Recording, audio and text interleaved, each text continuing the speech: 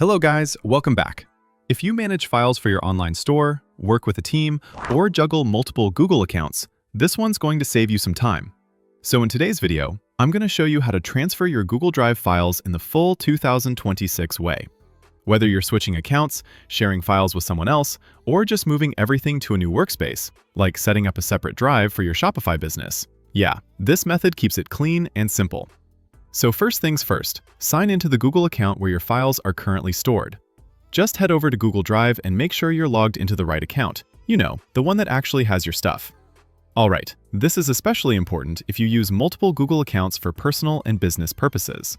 Once you're inside Drive, go ahead and select the files or folders you want to move. You can pick a single folder, or you can click and drag to select everything. Whatever works for you.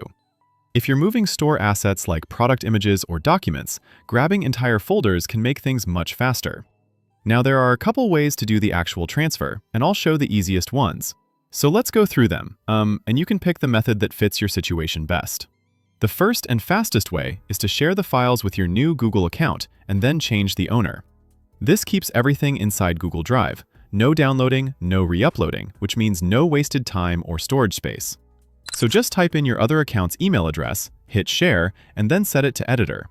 After that, you'll click the drop-down and pick transfer ownership. Boom, your new account becomes the owner automatically. This is perfect if you're moving files between two accounts you own. The second method is the old-school download and upload. This works great if you're moving only a few files, or if you just prefer to keep a local backup on your computer. So download the files as a zip, sign into your new Google account, and then upload them into Drive. It's slower, but super reliable and gives you an extra copy just in case. And if you're moving, like, your entire drive, everything, Google Takeout is the best option. It packages all your files and lets you send them straight to another account.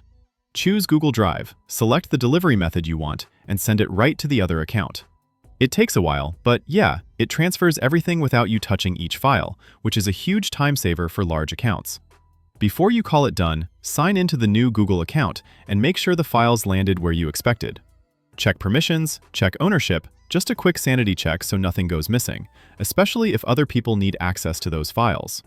And that's the full 2026 guide on how to transfer your Google Drive files. Once you've done this once, it's a process you can reuse anytime you reorganize your workflow.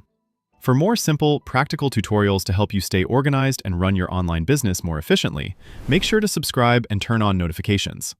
Thanks for watching, and I'll see you in the next video.